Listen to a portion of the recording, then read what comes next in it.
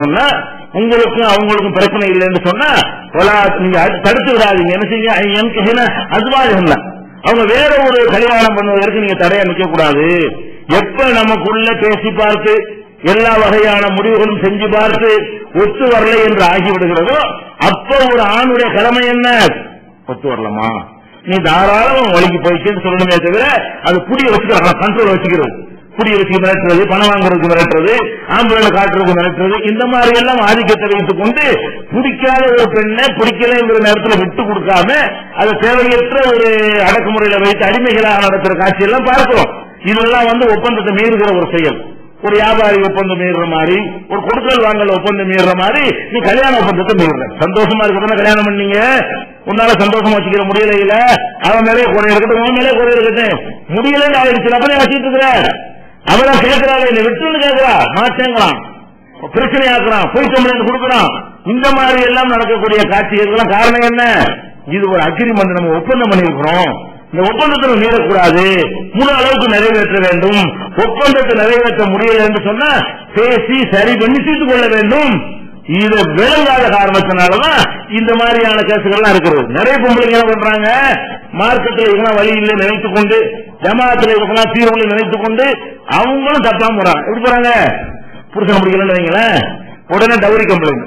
என்ன complaint, dowry கேட்டே இருக்க மாட்டான், வரதட்சணை வாங்காமலே மகன் கூட கல்யாணம் பண்ணிருப்பான். இவங்க என்ன செய்வாங்க, பெண்ணு வீட்டு தரப்புல போய் வரதட்சணை கேட்டு துன்புறுத்துறார்.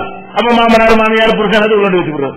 இதுல 95 போய் இந்த வரதட்சணை கேஸ்னு போடுறாங்க பாத்தீங்களா இல்லையா, இதுல ஒரு 5 தான் உண்மையில் அப்படி இருக்குமே தவிர 95 என்னது பிளாக்மெயில் பண்ணி அவன் விடுதலை வாங்கணுமா, கோர்ட்டு போனா கிடைக்காதான், வேற வழி இல்லையா. அதுக்கு என்ன வழி, இந்த மாதிரி கம்ப்ளைண்ட் பண்ணிட்டு ஒரு மிரட்டலாக கூட கெஞ்சுவான், கேஷ் வாபஸ் வாங்கிக்கிறங்க, அப்ப டைவர்ஸ் பண்ணு இப்படிங்கிறது பிளாக்மெயில் பண்றாங்க.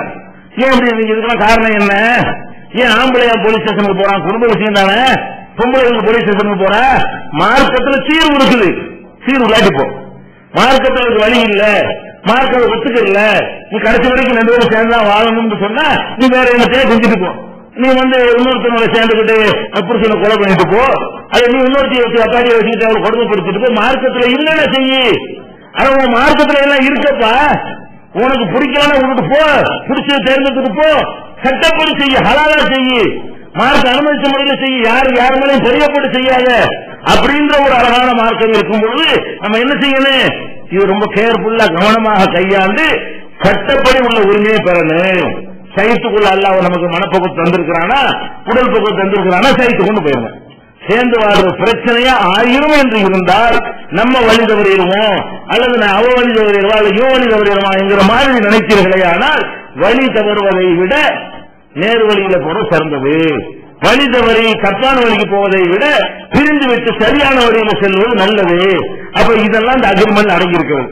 அப்ப ஆண்களும் புரிந்து கொள்ள வேண்டும், பெண்களும் புரிந்து கொள்ள வேண்டும், நம்ம வாழ்க்கை துணையை சரியான முறையில் நடத்துகிறோமா, அது எண்ணத்தினால நடத்த முடியல, உணவு பழக்கத்தினால முடியலையா, வீடு அமைப்பினால முடியலையா, சில வீடுகள் இப்படிலாம் கூட இருக்குது அநியாயம். அதாவது மார்க்கத்தில் இல்லாத ஒரு விஷயமாக கூட்டு குடும்பம் போட்டு 50 பேர் போட்டுக்கிட்டு அவங்களுக்கு தனிமையாக கல்யாணம் பண்ண புதுமாப்பிள்ளைய கூட தனிமையாக சந்திப்பதற்கு கூட ஒரு சந்தர்ப்பங்கள்லாம் இல்லாம இதெல்லாம் குடும்பத்தார் செய்ய அநியாயமா இருக்கிறது. இந்த ஒப்பந்தத்தை நிறைவேற்றுவதற்கு எப்படி இருப்பாங்க, ஒரு வீட்டுல 4 ஆம்பளை பிள்ளை இருப்பான், 4 பேரும் கல்யாணம் பண்ணிடுவாங்க, ரூம் ஒண்ணுதான் இருக்கு. இப்ப என்ன ஆகும், அவங்க சந்தோஷமா இருப்பாங்க. இதெல்லாம் ஒரு தீர்வு காணணுமே, குடும்பம் செட்டப் போயிருமா, யாரு தாய் வாய்ப்ப நினைக்கிறா அந்த செட்டை கட்டுப்பாட விட்டுறக்கூடாது, நம்ம கண்ட்ரோல கொண்டு வச்சுக்கிறேன், நம்ம பையனை இப்படி நினைக்கிறானே தவிர நம்ம மகனுக்கு ஒரு ஆசை இருக்கா இல்லையா, நம்ம மகளுக்கு ஆசை இருக்கா இல்லையா, மருமகனுக்கு ஆசை இருக்கா இல்லையா, அவங்க சந்தோஷமா இருக்கணுமா இல்லையா, நீங்க தனியா இருப்பேன்னு சொல்ல முடியாத. ஃபர்ஸ்ட் அவங்க என்ன அக்ரிமெண்ட் நிறைவேற்றணுமோ கல்யாணத்தை மட்டும் அவசரமா பண்ணி வைக்கிறீங்க, அதுக்கு தகுந்த மாதிரி ஏற்பாடு வேணுமா இல்லையா. அப்படி நொந்து போன இளைஞர்கள் நிறைய இருக்கிறாங்க, நம்ம பாக்குறோம். குடும்பங்கள்ல வந்துகிட்டு அமைப்பு சரியில்லை, பாய் வீட்டுக்கு நுழைய முடியல, தனிமையே கிடையாது என்கிற மாதிரி எல்லாம் இருக்கிற ஒரு காட்சியை பார்க்கிறோம். அதே மாதிரி இந்த மாமியாமாரோ சரி அநியாயங்கள் இருக்கிறத அந்த அக்ரிமெண்ட் நிறைவேற்றுறதுக்கு யார் தடையா இருக்கிறா, அவங்களுடைய மகமாரோ மருமகளோட சந்தோஷமா இருந்து அவங்களும் சந்தோஷப்படுறா. யாரு, நிறைய மாமியார்களை பார்த்தோம்னா அவங்க கிட்ட பொம்பளை பிள்ளை இருக்குல்ல, அது போய் மருமகளோட சந்தோஷமா இருந்தா அவங்களுக்கு சந்தோஷமா இருக்கிறது. முகங்கார மருமகளோட இருந்தாலும் வைங்க, எங்க போய் பேசிட்டு இருக்கிற வேற எங்க பேசுவா பேசுவா அப்ப இப்படி எல்லாம் சொல்றாங்க இல்லையா? இதெல்லாம் அந்த ஒப்பந்தத்தை கெடுக்கிறாங்க.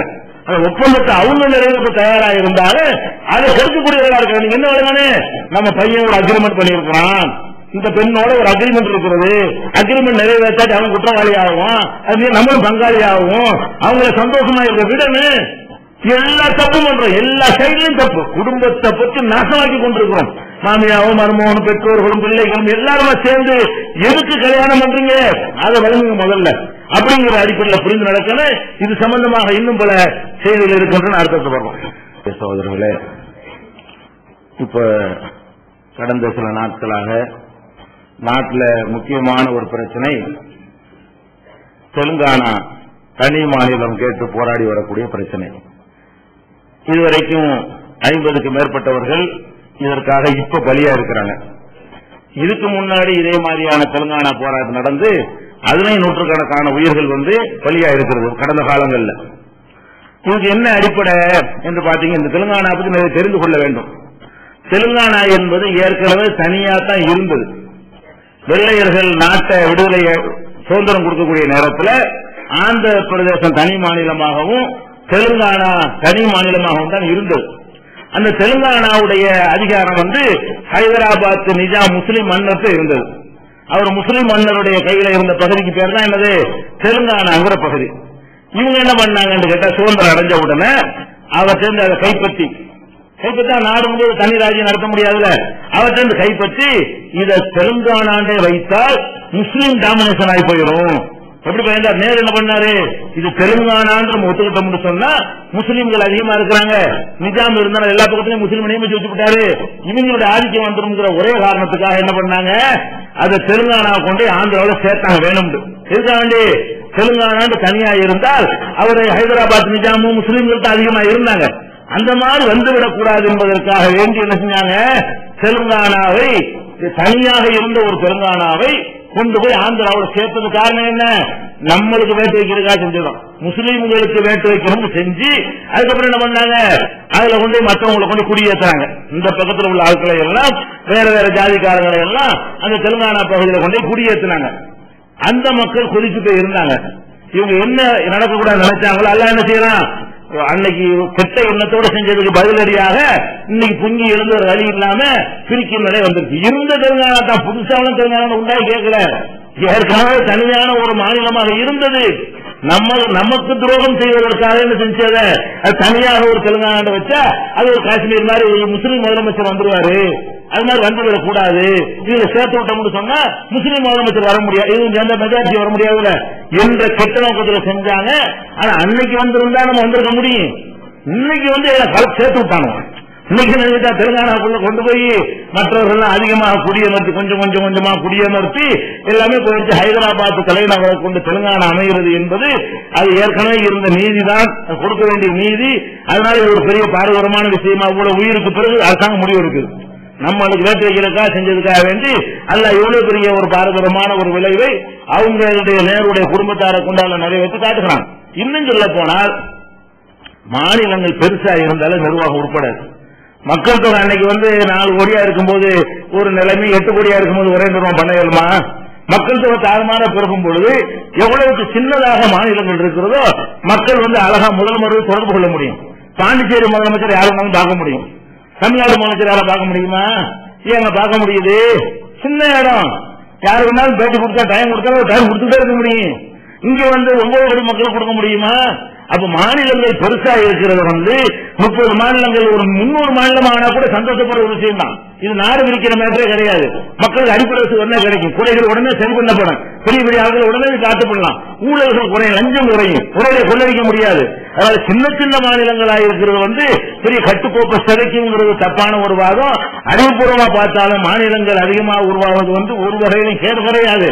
குறிப்பா தெலுங்கானா பொறுத்த வரைக்கும் அது நடக்க வேண்டியதுதான் நடந்திருக்கு, லேட்டா நடக்கிறது என்பது நம்முடைய கருத்தாக இந்த இடத்துல பதிவு செய்யலாம்.